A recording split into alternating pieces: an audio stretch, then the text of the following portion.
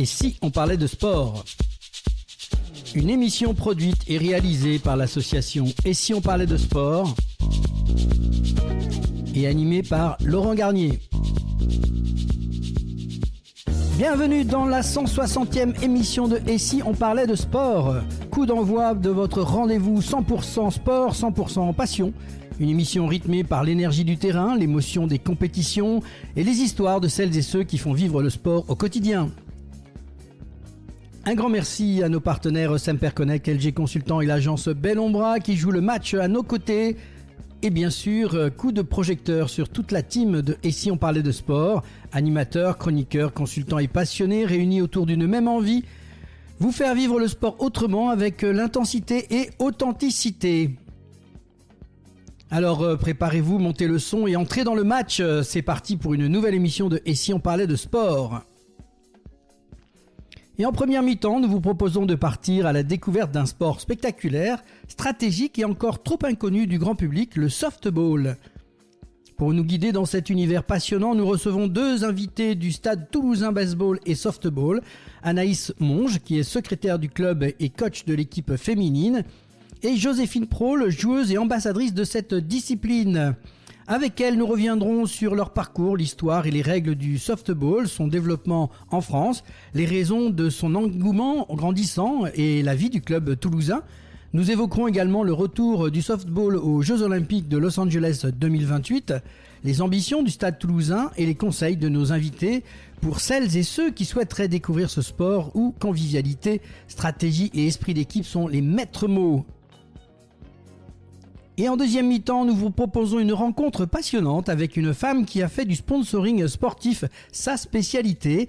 Entrepreneur, experte du digital et passionnée de sport, Marine Mathieu accompagne aujourd'hui les athlètes, les clubs et les associations dans leur quête de partenaires durables et de financement.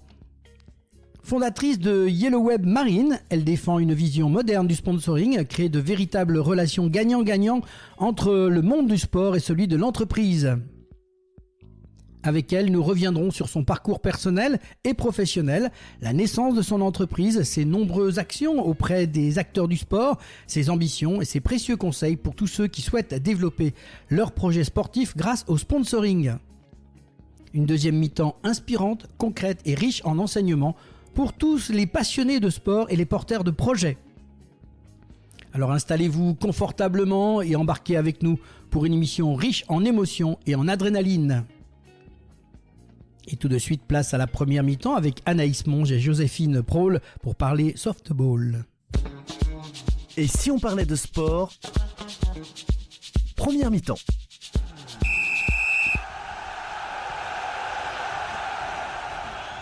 Et retour sur le plateau de Et si on parlait de sport ? Aujourd'hui, nous vous emmenons à la découverte d'un sport spectaculaire, encore méconnu du grand public en France, mais qui ne cesse de séduire de nouveaux pratiquants, le softball.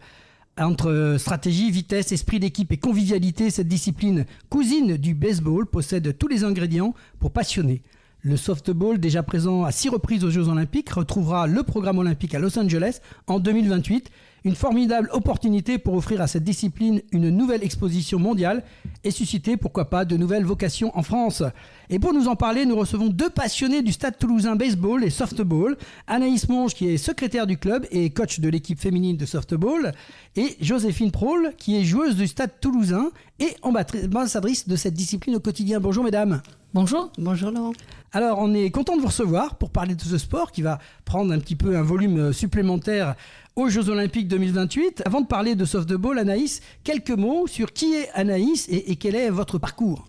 Eh ben moi, j'ai commencé le softball il y a maintenant assez longtemps. Je suis tombée dessus par hasard à l'âge de 13 ans, Forum des sports dans ma ville. C'était hier ? C'était pratiquement avant-hier. J'ai essayé et en réalité, j'ai jamais lâché. Ça fait maintenant un peu plus de 30 ans. Ah, quand même. Ouais. Et Joséphine ? Eh ben moi, comme on entend à mon accent, je suis franco-allemande. J'ai vécu dans 4 pays européens différents. Et donc, j'ai fait plein de sports différents avant de tomber sur le softball en France. Et conquise ? Et conquise. Et on y va donc pour faire les Jeux Olympiques ? Oui. On espère que la France va se qualifier, en tout cas, oui. Alors, avant d'aller plus loin, pour celles et ceux qui ne connaissent pas encore cette discipline, parce qu'on entend vaguement parler du baseball, mais le softball, c'est un petit peu moins connu. Qu'est-ce que le softball et comment ça se joue ? Le softball, Tu l'as bien dit au début, hein, c'est le cousin du baseball. C'est un sport où 2 équipes s'affrontent, où le but du jeu, c'est de frapper la balle le plus loin possible pour faire le tour du terrain, pour marquer des points. Et donc, c'est une équipe en attaque, une équipe en défense qui se rendent l'appareil pour marquer le plus de points. Alors, je vais être très concret dans ma demande. Tu dis une équipe, mais alors déjà, concrètement, c'est quoi ? C'est des balles, c'est des battes, c'est des ballons, c'est des trucs ovales. Parce qu'ici, on parle beaucoup rugby chez nous. Hein, donc, faudrait peut-être un peu expliquer que c'est pas du rugby déjà. Ouais, est-ce que tu peux rentrer dans le détail de l'équipement ? Comment ça se passe ? Bien sûr, ouais. On a comme équipement, donc c'est une balle en cuir, un petit peu plus petite qu'un ballon de foot. Et le but, c'est en effet de frapper cette balle le plus loin possible avec une batte. Donc ça attire toujours et la curiosité de dire tiens, je vais frapper fort dans une balle avec une prolongation qui n'est pas une raquette, c'est une batte, et toute la difficulté est là parce que c'est fin et c'est un sport hyper stratégique aussi. On connaît les images qu'on a en tête, c'est le baseball avec ces espèces de grands triangles où il y a des espèces de paquets de farine au sol et on doit courir dessus. C'est un peu l'image qu'on a basiquement en France du baseball. Alors comment ça se passe pour le softball ? Il n'y a pas de farine au sol ? Il n'y a pas de farine, c'est de la terre battue et le but, il y a 4 bases et on doit tourner autour de ces 4 bases pour marquer un point. Donc il y a toujours le principe d'un petit truc en bois au sol qu'il faut faire tomber, donc la batte, il y a toujours un lanceur. Il y a toujours un lanceur. Alors le principe de taper quelque chose, ça c'est au cricket. Donc c'est encore un autre sport de batte qui amène d'autres stratégies. Nous, vraiment, le but, lancer la balle et la frapper. Donc le lanceur, qui est de l'équipe 1, va essayer de mettre à défaut le frappeur qui est de l'équipe 2. Alors la différence entre le baseball et le softball finalement ? Alors la différence, c'est que le terrain il est plus petit. En général, donc ce qui est important, ce qu'il faudrait dire peut-être aussi, c'est pas un jeu qui se joue en temps, ça veut dire on a des manches, des innings comme on les appelle en anglais. Au softball, ce sont 7 innings et au baseball, on en joue 9 en général. Et voilà, principalement le terrain plus petit, quelques petites subtilités qui changent, notre balle qui est un peu plus grande, moi j'aime bien la comparer à un pamplemousse. Voilà, à peu près à cette taille-là. Et voilà. Et de manière générale, le softball est plus pratiqué par les femmes, mais on a aussi une équipe masculine et une équipe mixte. Et l'équipement, c'est aussi important. Comment ça se passe ? Il y a des gants, j'imagine, pour récupérer la balle. Il y a une différence entre les 2 balles, entre baseball et softball, ou c'est la même chose ? La balle, en effet, est en cuir, donc ça fait tout aussi mal. Il y a la balle de baseball qui est un petit peu plus dense, qui est plus petite. Là où tu compares, Josie, avec une balle de pamplemousse, une balle de baseball, c'est à peu près la taille d'une balle de tennis. D'accord. Mais c'est en cuir, donc beaucoup plus dense, beaucoup plus dur. Le matériel reste le même. On a des battes. Alors, il y a des subtilités au baseball, ça va être une batte en bois au haut niveau, alors qu'au haut niveau, en soft, c'est une batte en aluminium. Mais autrement, on a le catcher qui est derrière. C'est ça, les protections qui vont bien. Ouais. Sont les mêmes parce que l'impact de la balle a le même effet. Voilà, et le gant, en effet, pour rattraper, parce qu'on n'attrape pas une balle en cuir en pleine main. Alors, tu parlais d'une différence entre les garçons et les filles par rapport à ça. Qu'est-ce que ça demande comme qualité physique, finalement, le softball ? Alors, c'est tout ce qui m'a conquis dans ce sport. C'est qu'il n'y a pas besoin d'une qualité ou d'une autre. C'est un sport très démocratique. Moi, pour ma part, je suis très grande. Je mesure 1m86.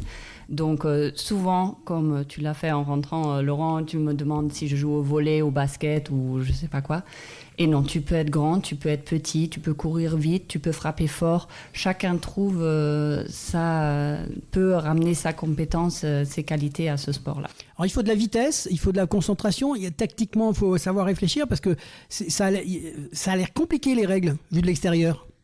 En effet, c'est plus simple de comprendre le jeu en le voyant. C'est un jeu très tactique.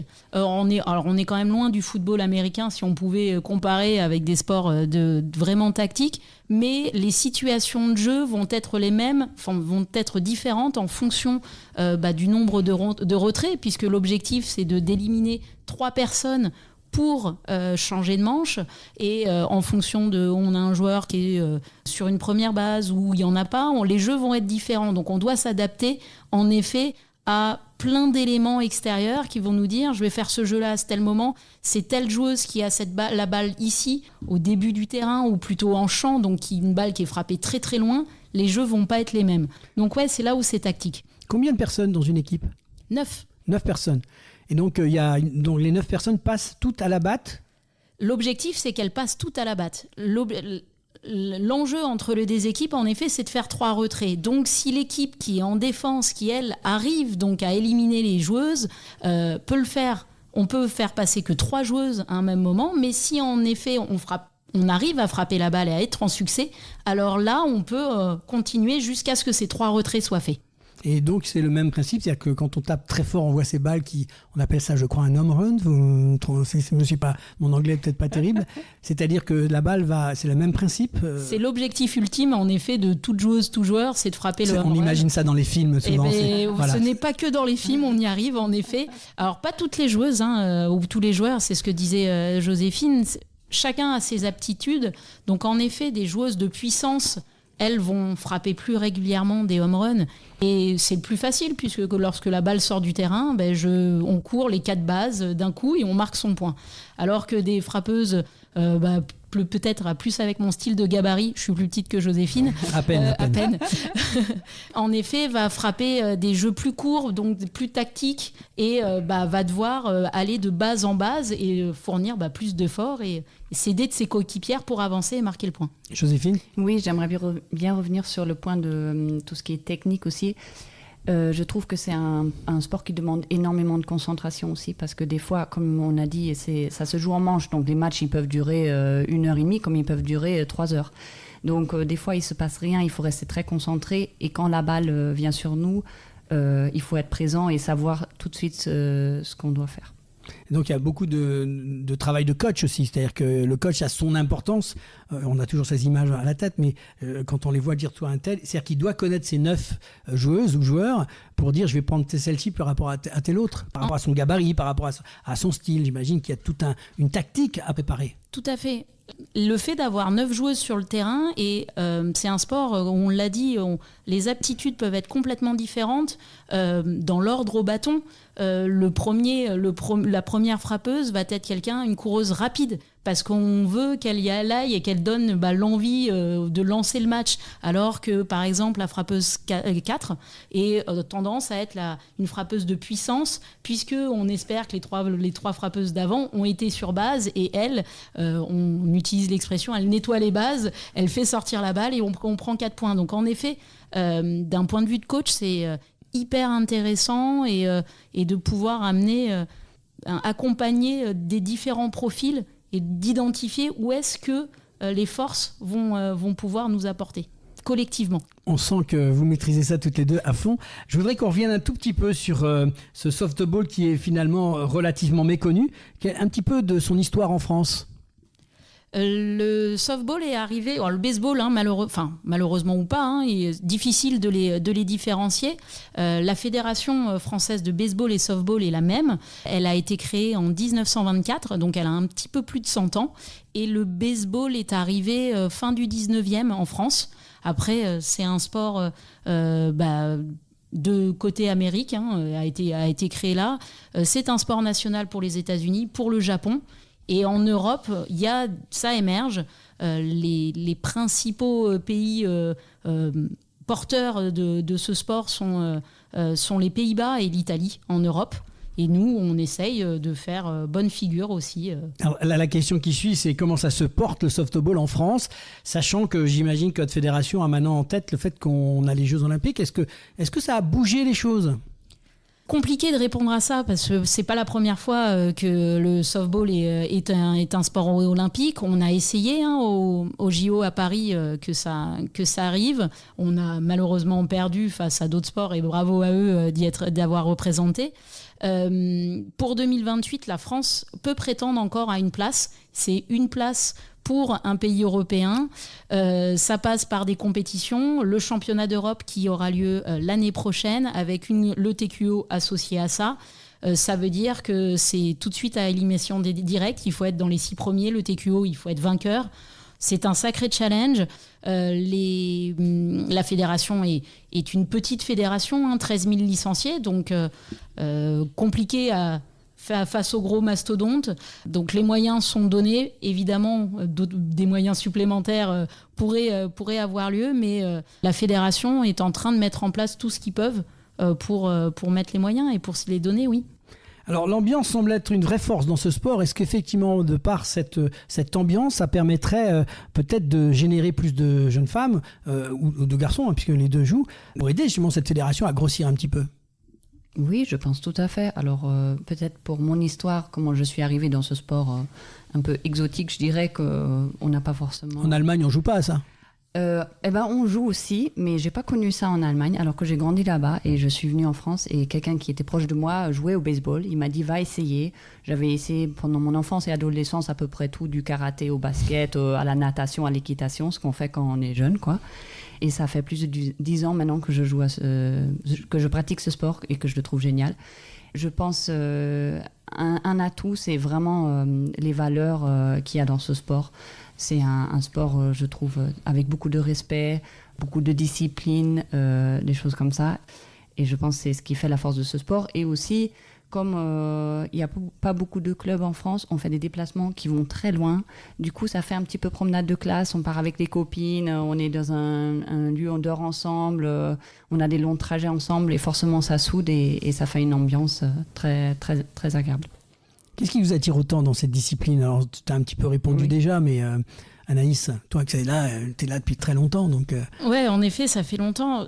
Moi, j'ai trouvé quelque chose où on est dans un sport collectif. Donc, évidemment, la vie de groupe, ça amène des émotions qui sont très fortes d'un point de vue sportif. Et à côté de ça, quand on est à la frappe, on est face à soi-même, pour aider l'équipe, pour avoir son objectif personnel. Et je trouve que c'est extrêmement complémentaire et un juste milieu entre le sport individuel et le sport collectif. Si vous deviez toutes les deux résumer votre passion en quelques mots sur ce sport? Moi, qu'est-ce que je dirais? Oui, le challenge psychologique, les déplacements, et que c'est un sport très complet. On frappe, on court, on lance. Je ne vois pas beaucoup d'autres sports où c'est le cas. Oui, je complète. Un sport très complet et la cohésion de groupe. Un petit message que vous pourriez donner aux parents qui sont très curieux.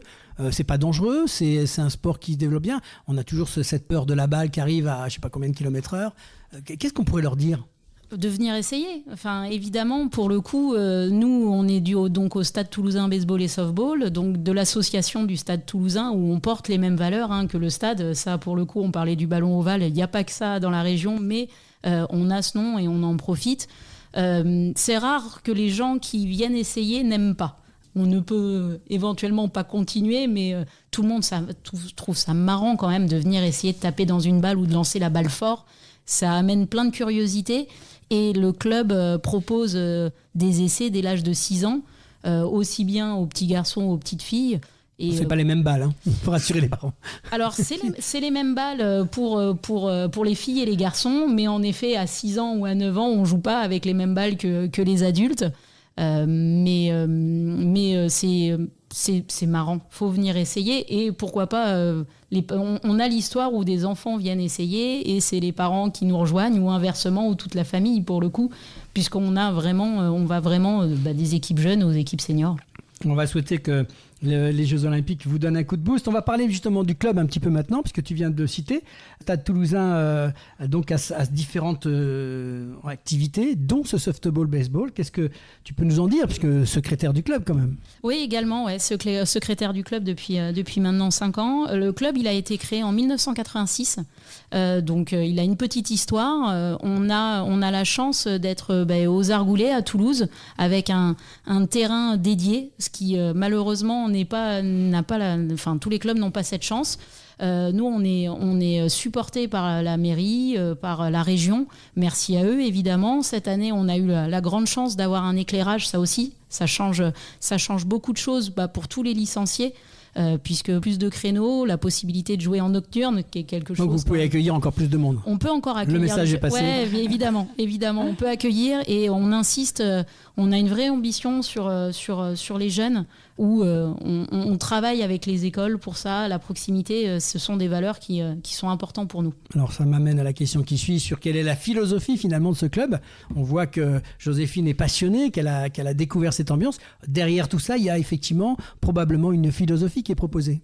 Pour le coup, on veut que ce club, ça soit un lieu de vie à chacun, où chacun trouve sa place dans le développement, donc soit dans un projet commun ou dans un projet sportif. On peut venir choisir juste un moment de loisir, mais aussi jusqu'au haut niveau, parce qu'on a la chance d'avoir notre équipe 1 qui, elle, en baseball, donc joue en Division 1, et on a des joueurs de l'équipe de France. Donc vraiment, on a cette capacité, oui, à répondre, on va dire, aux envies de chacun. Joséphine. Oui, et après, je pense qu'il faut sortir de sa zone de confort, venir essayer. De toute façon, au pire des cas, ça ne plaît pas. Je crois pas, mais on ne sait jamais. Et moi, mon petit truc un petit peu marrant, quand il y a des nouveaux licenciés, je leur demande mais comment vous avez découvert ce sport ? Et en général, c'est soit je l'ai fait un jour à l'école et j'ai adoré et j'ai voulu refaire, ou, comme Anaïs disait avant, ça veut dire c'est des parents d'enfants qui jouent, qui viennent. Mais on a eu aussi, genre moi je connais quelqu'un qui est venu parce qu'il a dit mais j'adore la tenue, ou quelqu'un d'autre qui a dit je cherchais une écharpe du stade toulousain rugby pour mon père pour lui offrir et je suis tombée sur le site du club. Donc toutes les raisons sont bonnes pour venir essayer et trouver son équipe au sein du club. On va parler un peu de la saison. Vous êtes encore dans la saison. Comment ça marche ?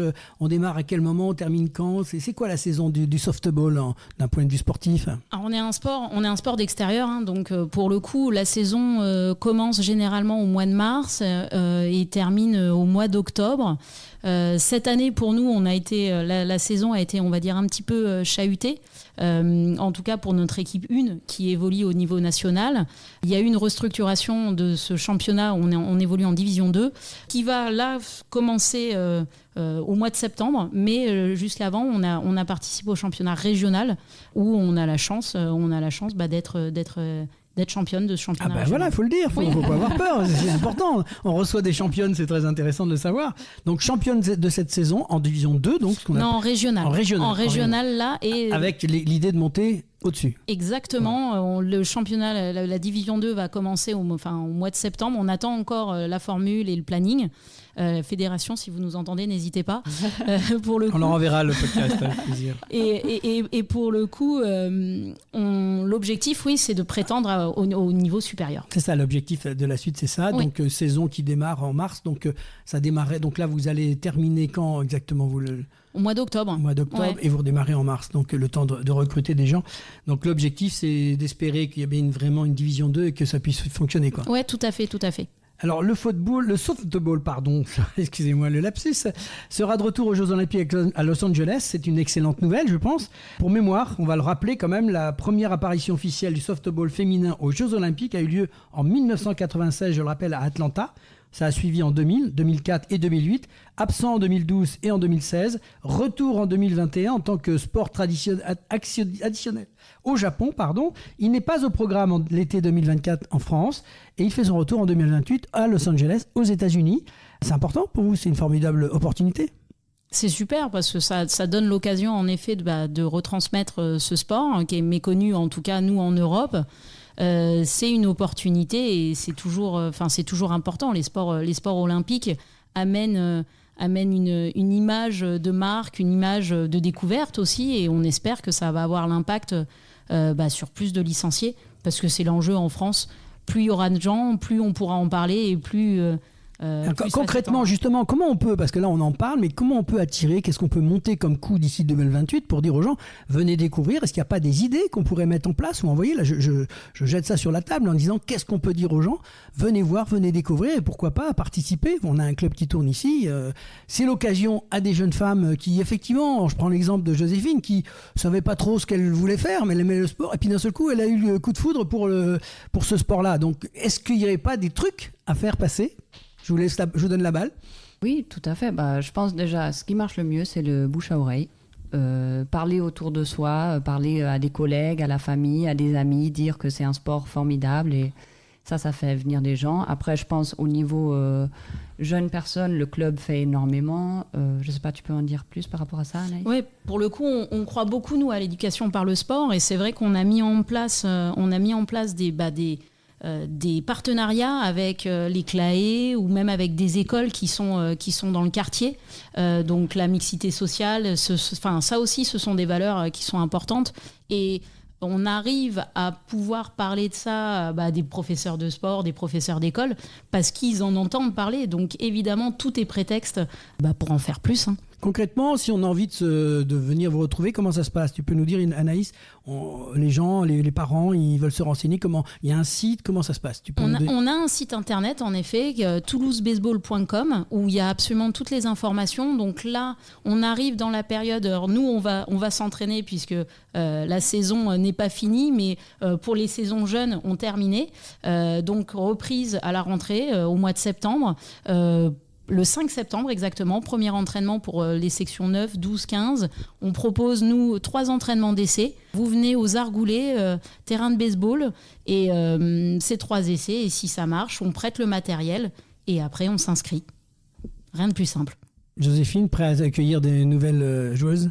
Ou des joueurs. Alors oui, pour les garçons et les filles, oui. On a parlé beaucoup des filles là, mais on va parler un peu des garçons. Il y a une équipe féminine, donc, mais c'est ouvert aux garçons, qui est aussi en softball, pareil. Il y a une équipe d'adultes, c'est quel âge pour les jeunes là qui rejoindraient éventuellement ? Alors nous, dans le club, on a en effet une équipe mixte aussi. Particularité de ce sport, c'est qu'on joue aussi en mixte, un petit peu plus en loisir, mais aussi masculin. Là, c'est une équipe senior en softball qui évolue aussi en Division 1, donc on a la chance quand même d'avoir du bon niveau au club. Nos équipes jeunes sont orientées baseball, mais en tout cas moi, j'ai une volonté en effet de aussi développer le softball chez les jeunes, un petit peu plus compliqué, et c'est pour ça qu'on met l'énergie dans le baseball, et c'est à l'âge de 16 ans où là, les femmes vont plus naturellement... Oui, c'est ça la question toute bête. À quel âge on peut démarrer ce sport ? Le softball, en tout cas dans notre club, c'est à 16 ans. Avant, on fait du baseball et les jeunes femmes, on leur propose de venir essayer le softball et beaucoup adhèrent malgré les petites différences. Et après, c'est à partir, tout âge vraiment, pour jouer à la balle, je le redis, vraiment de 9 à 50 ans parce qu'on a des joueuses qui ont la chance de continuer le sport à 50 ans et qui évoluent, qui performent.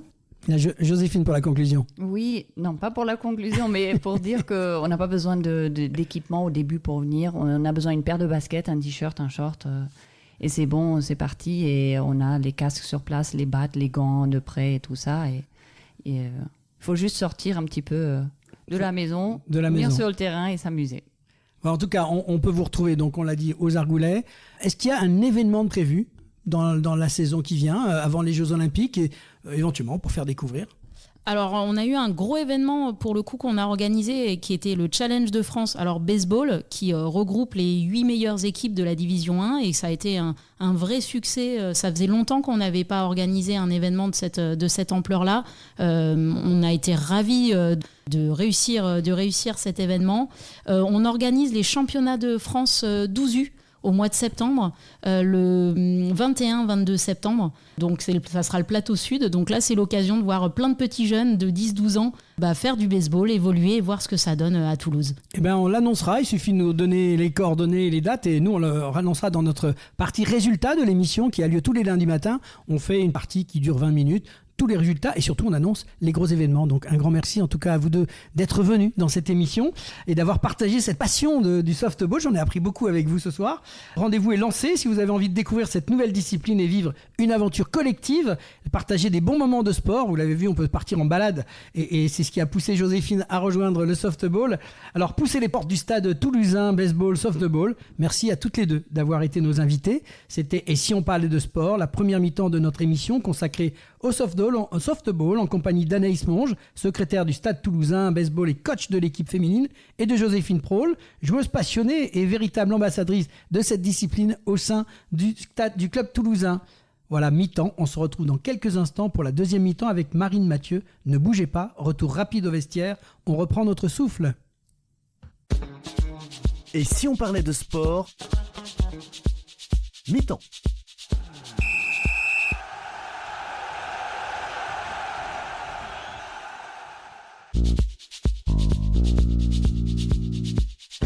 Et chaque semaine, derrière les micros de Et si on parlait de sport, il y a des femmes et des hommes qui donnent de leur temps pour raconter le sport autrement.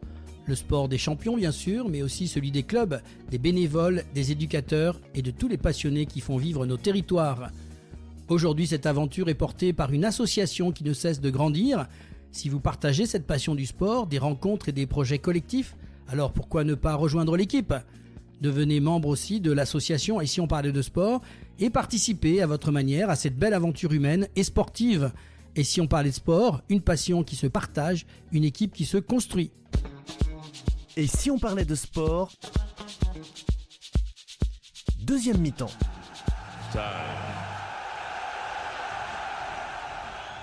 Retour sur le plateau de Et si on parlait de sport, nous allons parler d'un sujet essentiel pour tous les athlètes, les clubs, les associations, le sponsoring sportif.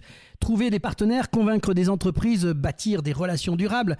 Derrière ces mots se cache un véritable métier. Notre invité le connaît parfaitement, ingénieur en informatique de formation, passionné de sport mécanique et de communication. Elle a créé sa propre entreprise pour aider les sportifs à sécuriser leur avenir financier grâce à des partenariats solides et intelligents. Elle accompagne aujourd'hui des athlètes, des clubs et des associations à travers la France. Une méthode simple, devenir un véritable partenaire business incontournable pour ses sponsors. Nous recevons aujourd'hui Marine Mathieu, fondatrice de Yellow Web Marine. Bonjour Marine. Bonjour Laurent, bonjour à tous les auditeurs. Merci beaucoup pour l'invitation. Je suis vraiment super contente de partager ce moment avec vous. Avant de parler un peu de sponsoring, on aimerait un peu plus connaître qui est Marine Mathieu. On va revenir sur ton parcours. Qui est Marine Mathieu ? Oui, alors je suis une passionnée de sport depuis longtemps et plus particulièrement de sport mécanique quand j'ai découvert la moto il y a une quinzaine d'années. Avant ça, j'avais aussi développé une attirance prononcée pour l'informatique et le web. Dès qu'un PC avec Windows 98 était arrivé chez mes parents, j'avais tout de suite commencé à bidouiller, à créer, à apprendre un peu la programmation. Et en fait, j'ai toujours aimé comprendre comment les choses fonctionnent, construire des projets et puis finalement aussi aider les autres à progresser. Et aujourd'hui, avec le recul, je me rends compte de la chance que j'ai au final d'avoir réussi à réunir toutes mes passions dans mon activité professionnelle. On voit qu'il y a la passion derrière et puis il y en a une autre qui touche tous nos amis motards. Le sport moto a donc été un véritable conducteur pour toi. Oui, complètement. Depuis 2012, pour être précise, je fais partie du team moto GMT 94, qui est une équipe qui est plusieurs fois championne du monde d'endurance et qui évolue aujourd'hui en mondial super sport. Ça m'a permis non seulement de découvrir les coulisses du sport de haut niveau, de comprendre quelles pouvaient être les difficultés financières des pilotes, des sportifs, mais aussi les attentes des entreprises. Et du coup, j'ai pu observer ce qui fonctionne, mais aussi ce qui fonctionne un peu moins bien. Tu es aussi ingénieur en informatique de formation. Comment passe-t-on de cette informatique au sponsoring sportif ? Alors, je pense que le fil conducteur, là, c'est vraiment le web. En fait, après mes études, j'ai travaillé dans le web design et puis j'ai eu envie d'évoluer vers le milieu de la moto et j'ai trouvé une opportunité qui m'a permis de devenir responsable des partenariats et de la communication pour un site e-commerce dans l'univers moto. Et c'est un poste que j'ai occupé pendant 4 ans. Et à partir de là, j'ai vraiment eu la chance de découvrir un univers particulier.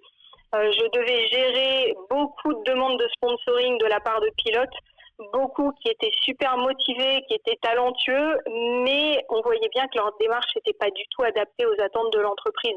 Je devais passer mes journées à refuser des demandes, c'était très frustrant et je me suis rendu compte qu'il y avait vraiment un véritable manque de connaissances sur le sujet, en particulier quand on n'est pas aussi connu que les athlètes qu'on voit à la télé comme Kylian Mbappé ou Lewis Hamilton en Formule 1. Ah oui, alors c'est ce qui probablement t'a poussé à créer ton entreprise.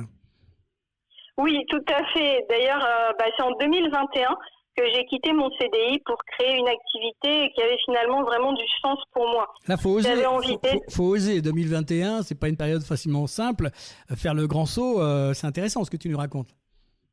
Ouais, c'est vrai que je pense que comme beaucoup de gens, la période du Covid nous a très souvent poussé à réfléchir à ce qui avait vraiment du sens pour nous et ce qu'on voulait vraiment faire et si on voulait avoir de l'impact. Et c'est cette réflexion-là qui a été un peu le déclencheur Et moi, je me suis dit que j'avais vraiment envie d'aider toutes ces personnes que j'avais côtoyées à travers mon ancien boulot, les aider à mieux se présenter, à structurer leur démarche et à obtenir les budgets nécessaires pour justement vivre leurs projets sportifs plus sereinement et atteindre leurs objectifs, voire même pour certains, juste ne pas abandonner par manque de moyens. Alors justement, tu vas maintenant nous présenter Yellow Web Marine, nous expliquer comment tu accompagnes ces sportifs, c'est ce qui nous intéresse, les clubs, les associations dans leur recherche de sponsoring. Nous, on reçoit souvent dans ce studio, autour de cette table, un certain nombre de clubs qui vont écouter ce reportage et qui seront, à mon avis, à l'écoute de ce que tu peux leur proposer. Peut-être qu'effectivement, on en a parlé, dans l'avenir, on pourra peut-être aller plus loin avec des chroniques qui pourraient justement atteindre tous ces clubs, ces athlètes ou ces ligues qui cherchent des solutions. Oui, avec grand plaisir. En fait, j'aime bien dire que Yellow Web Marine, c'est la boîte à outils du sponsoring sportif. Moi, j'accompagne les athlètes, les clubs et les associations pour qu'ils apprennent à développer des partenariats qui seront durables et surtout rémunérateurs. Mon travail, ça consiste surtout à leur donner des méthodes, des outils et construire avec eux la stratégie qui va être adaptée à leur réalité pour qu'ils puissent devenir de vrais partenaires business aux yeux des entreprises. Si par exemple le club de foot amateur de Charleval utilise les mêmes méthodes que le PSG pour trouver des sponsors, on voit bien que ça a peu de chances de fonctionner. Alors justement, ton approche est un peu différente de la recherche de sponsoring dite traditionnelle. Il y a effectivement, je pense qu'avec l'évolution aujourd'hui de tout un tas de techniques, de technologies modernes, les choses ont évolué de la recherche traditionnelle d'il y a 30 ans à aujourd'hui. Oui, complètement. Et surtout, moi, je n'ai pas le rôle d'agent. Un agent qui va aller démarcher pour un club ou pour un athlète des entreprises. C'est d'ailleurs une profession qui est très réglementée en France et dont le modèle économique n'est pas adapté aux clubs et aux athlètes qui sont peu connus et peu médiatisés. Moi, je pars d'un principe simple, c'est qu'une entreprise, elle n'investit pas dans un projet sportif par générosité. Elle investit parce qu'elle y trouve un intérêt. Il faut donc comprendre ses besoins et apprendre à créer de la valeur pour construire une relation qui va être gagnant-gagnant. Le sponsoring, c'est pas uniquement mettre un logo sur un maillot ou une voiture de course, c'est construire une vraie relation et un vrai projet ensemble. Alors, ce qui est concrètement évident qu'une entreprise qui donne de l'argent quelque part, elle en attend aussi quelque part un retour. Il ne faut pas l'oublier, c'est-à-dire qu'on vient chercher de l'argent chez un partenaire, mais il faut aussi savoir que derrière, qu'est-ce qu'on lui offre? C'est tout l'aspect du partenariat, justement, et souvent on a tendance à dire on veut de l'argent, mais qu'est-ce qu'on donne en face, quoi? C'est ça, c'est une vraie difficulté aussi pour les athlètes et les clubs d'identifier leurs ressources et leurs atouts, d'arriver à se dire oui, je suis capable d'apporter des choses et des choses qui vont être vraiment utiles, qui vont apporter un retour sur investissement à l'entreprise. Alors justement, quels sont en gros les profils que tu accompagnes? Ils sont très variés. Je travaille avec des pilotes, avec des athlètes de haut niveau, des sportifs amateurs, des clubs, des associations ou même des organisateurs d'événements. En fait, le vrai point commun de tous ces projets, c'est qu'ils ont besoin de financement, qu'ils cherchent des budgets et qu'ils ont cette volonté de professionnaliser leur approche du sponsoring pour obtenir de vrais budgets et ne plus bricoler, entre guillemets, pour essayer de récupérer un petit peu de l'argent de poche à droite et à gauche. C'est la stratégie à mettre en place de recherche de partenariat, en fait. C'est ça, exactement. C'est de passer de « je sais pas trop ce que je fais, j'essaye de piocher des idées à droite et à gauche » à « je sais exactement quelles actions je fais pour atteindre quel objectif ». Alors concrètement, quels sont les outils que tu leur proposes, tu mets à leur disposition pour les aider dans leur recherche de sponsoring? J'ai créé un écosystème à 360 degrés justement pour aider mes clients, quelle que soit l'étape à laquelle ils en sont.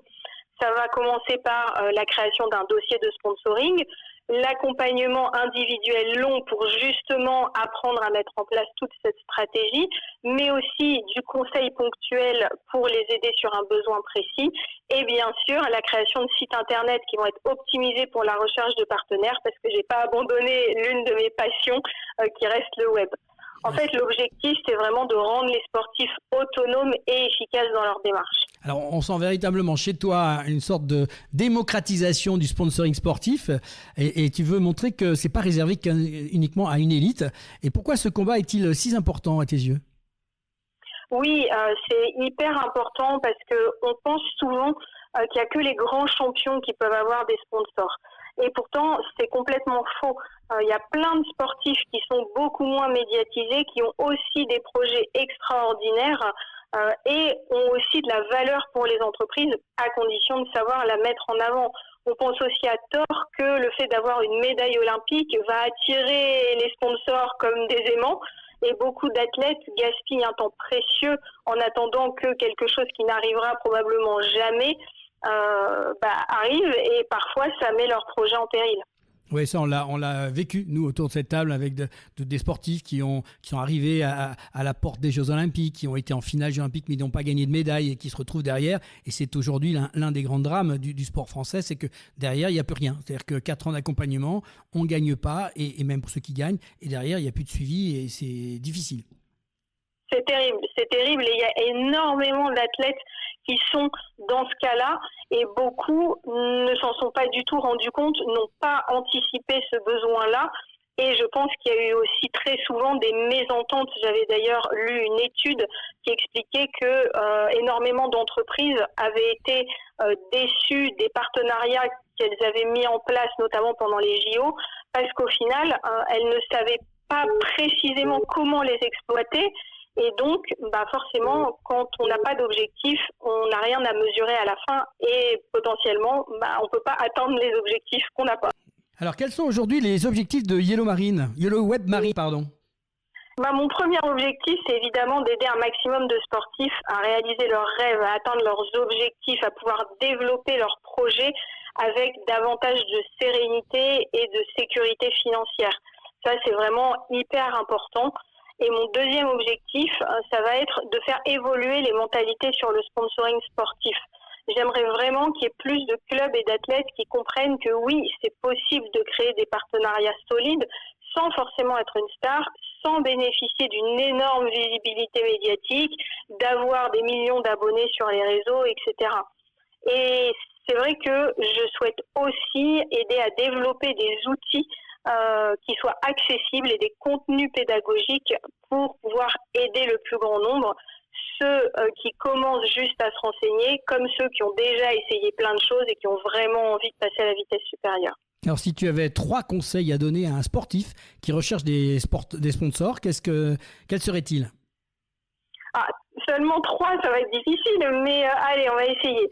Je dirais qu'en premier, le premier conseil, ce serait d'arrêter de demander de l'argent. Non, mais c'est quand même pour ça qu'ils vont chercher les sponsors. Oui, ça peut paraître contre-intuitif, mais l'entreprise, elle ne donne pas par générosité, comme on l'a vu tout à l'heure. Donc, il ne faut pas lui demander de l'argent, mais au contraire, il faut montrer qu'on est là pour lui proposer une solution à l'un de ses problèmes, l'aider à atteindre quelque chose. Le deuxième conseil, ce serait de faire attention à son image, mais sans forcément attendre d'avoir des milliers ou des millions d'abonnés. Avoir un dossier de sponsoring lisible, en faisant attention à ce que ça ne devienne pas un album de famille, avoir un site internet clair qui peut présenter leur parcours et qui est à jour. Ça peut être aussi un moyen simple de les contacter, avoir des réseaux sociaux qui sont professionnels, vraiment être carré et travailler ça au quotidien. Et le troisième conseil, ça serait de penser long terme. Le sponsoring, c'est pas un sprint, c'est un marathon. C'est construire une relation humaine avec confiance et avec régularité. Alors, tous ceux qui font du sprint, ils vont avoir du mal. Il va falloir trouver des solutions. Ils ont l'habitude d'aller vite, ils veulent vite des résultats tout de suite. Non, mais sans faire d'humour, c'est vrai que j'ai proposé 3 points, mais il y a effectivement plein d'autres choses qu'il faut conseiller. Et c'est bien pour ça que ton rôle et ton métier est important. Surtout dans l'ère du temps, on va dire, on a besoin de gens qui sont capables d'orienter, surtout avec les nouvelles, je le disais tout à l'heure, une nouvelle technologie. Tu parlais de réseaux sociaux, c'est complètement nouveau dans le concept. C'est un site internet, il y a tellement de sites internet, mais faire un site simple, clair et visuel, ça me paraît très important, effectivement. Avoir une belle image, ne pas balancer tout et n'importe quoi sur les réseaux, c'est important aussi pour un sponsor de voir à qui il a affaire. Je crois que tout ça, c'est important. Et alors là, ça m'a fait sourire, mais commencer à arrêter de demander de l'argent. Effectivement, l'objectif, c'est plutôt d'aller voir un partenaire en disant voilà qui je suis, voilà ce que je peux vous apporter, qu'est-ce que vous en pensez, et c'est avec ça qu'on peut commencer une vraie discussion. C'est ça, et surtout le plus important, c'est de quoi vous avez besoin. En fait, c'est peut-être même presque la première étape quand on va voir, on prend contact avec un partenaire, c'est de s'intéresser à ce qu'il fait et vraiment lui demander aujourd'hui quelles sont ses priorités, de quoi il a besoin, et qu'aujourd'hui on a envie de mettre son projet sportif à son service pour lui apporter de la valeur. On est là un peu avec des individuels là. J'ai envie de te demander la question pour les clubs, pour des ligues ou des comités, moi que je reçois régulièrement à l'antenne. Qu'est-ce qu'on peut leur demander, leur proposer par rapport à ça ? Je dirais que ce serait de mieux valoriser leurs atouts. Un club va posséder une communauté, des bénévoles, organiser des événements, avoir des histoires humaines fortes. Tout ça, ça a énormément de valeur pour une entreprise. Il faut apprendre à les présenter, à sélectionner les bonnes ressources de la bonne manière, et derrière, les présenter aux bonnes entreprises en fonction des besoins qu'on aura identifiés. Pour les comités, les ligues et les fédérations, j'ai remarqué quelque chose lors de mes échanges, c'est que beaucoup de licenciés se sentent démunis. Je pense qu'un bon début, ce serait leur mettre à disposition des ressources, des modèles, peut-être proposer des masterclass ou des choses comme ça. Ça les aiderait déjà beaucoup. Depuis que tu as créé Yellow Web Marine, tu as aidé de nombreux sportifs et porteurs de projets à concrétiser leurs ambitions. Quel est le beau retour, le témoignage ou l'histoire qui t'a le plus ému, qui donne tout son sens à ton engagement ? Il y en a plein, c'est encore une question difficile, mais on va dire que parmi les témoignages qui reviennent souvent, ceux qui me touchent le plus, ça va être par exemple, grâce à ton accompagnement, j'ai repris confiance en moi, j'ai repris confiance en mon projet. Souvent, un athlète ou un dirigeant de club va arriver avec de la passion, mais aussi énormément de doutes et de peur. Il a essuyé plein de refus, il pense qu'il n'est pas légitime ou que son projet n'est pas assez bien pour une entreprise. Et quelques semaines plus tard, il m'annonce qu'il a signé son premier partenaire financier à 4 chiffres. Ça fait super plaisir.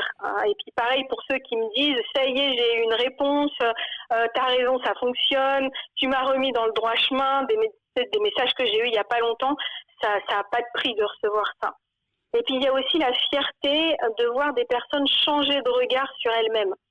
Quand elles comprennent que oui, elles ont une véritable valeur, même si elles n'ont pas gagné des championnats du monde, si elles n'ont pas une médaille d'or, si elles n'ont pas fait les JO, mais elles ont une histoire à raconter. Elles peuvent apporter quelque chose aux entreprises.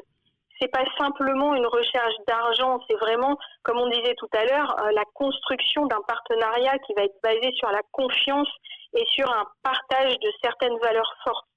En fait, ma plus grande satisfaction, je m'en rends compte, au-delà de la signature d'un contrat de sponsoring par mes clients, bien sûr, c'est surtout de voir les projets qui se réalisent.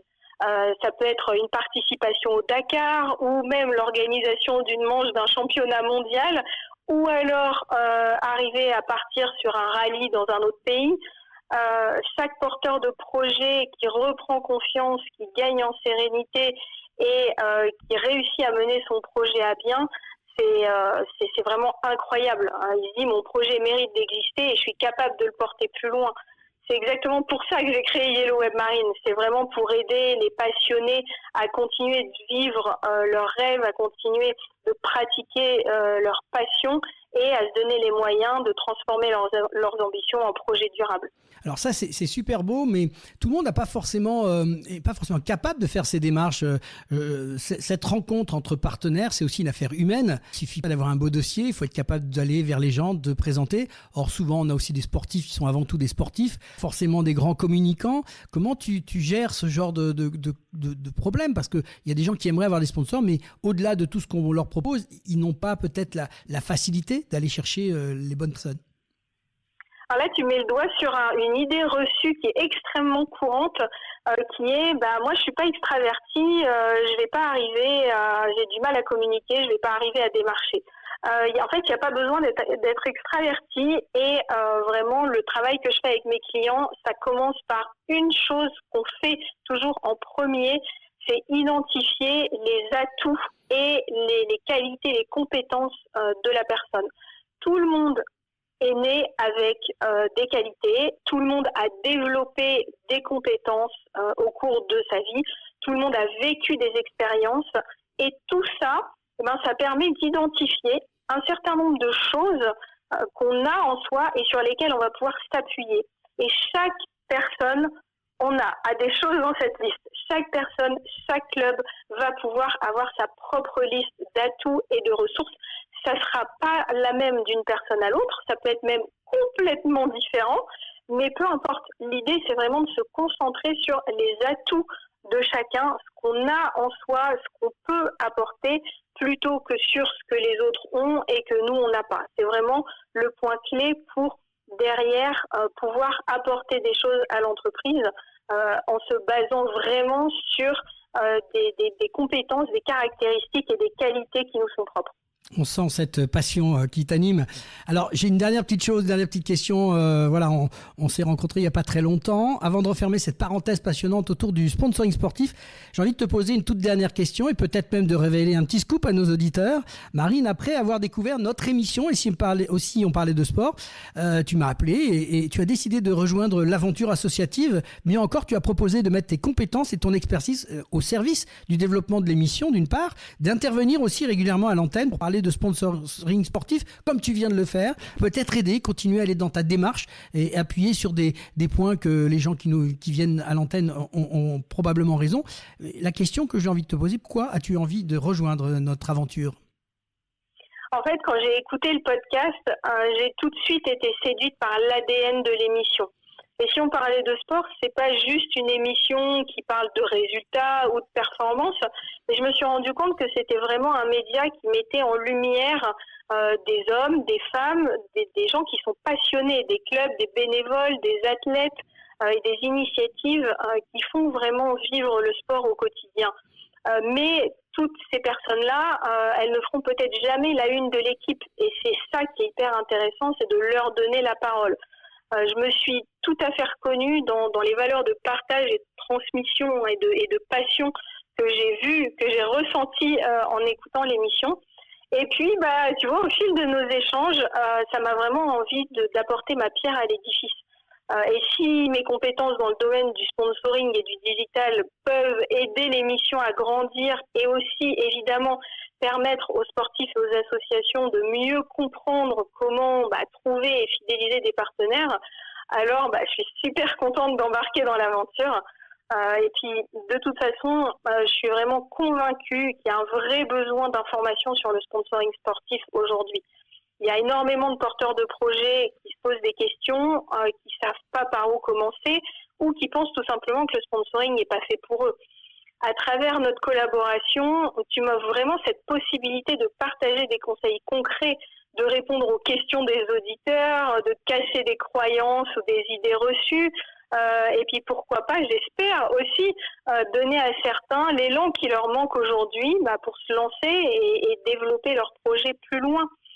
En fait, vraiment rejoindre, et si on parlait de sport, je me suis rendu compte que c'était un peu une évidence par rapport à mon projet. C'était mettre mon expérience au service d'une émission qui partage non seulement mes valeurs, mais qui a envie de continuer à faire vivre le sport autrement, en créant du lien et en accompagnant tous ceux et toutes celles qui osent entreprendre et qui osent rêver, tout simplement. Eh bien voilà, le scoop est lancé. On est très heureux de t'accueillir officiellement, Marine, au sein de cette grande équipe de Et si on parlait de sport.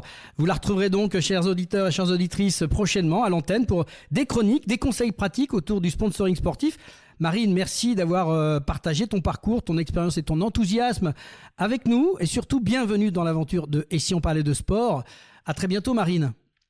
Merci beaucoup Laurent, avec grand plaisir, à très bientôt. C'est la fin de cette deuxième mi-temps avec Marine Mathieu, ingénieure en informatique de formation, passionnée de sport mécanique et de communication et fondatrice de Yellow Web Marine. C'était Si on parlait de sport avec Anaïs Monge et Joséphine Prol et Marine Mathieu. On se retrouve très vite pour une nouvelle émission consacrée à l'actualité sportive. C'est la fin du match et de cette 160e émission de Et si on parlait de sport. Et si on parlait de sport ? Fin du match. C'est la fin du match et de cette 160e émission de Et si on parlait de sport. Un grand merci à nos invités du jour, Anaïs Monge, Joséphine Prol et Marine Mathieu. Merci pour vos voix, vos parcours, vos témoignages et vos passions. Merci aussi à nos partenaires, LG Consultants, Semperconnect, l'agence Bellombra avec Bruno Hamet. Merci également à vous, auditeurs et auditrices, de nous avoir suivis. Continuez à liker, commenter, partager, surtout abonnez-vous à notre chaîne YouTube, c'est vous notre moteur.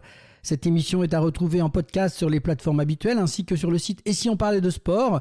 Très belle semaine à tous et à très bientôt pour une nouvelle émission de Et si on parlait de sport consacrée à celles et ceux qui font vivre le sport au quotidien. Allez, à très vite et d'ici là, continuez à vivre le sport autrement.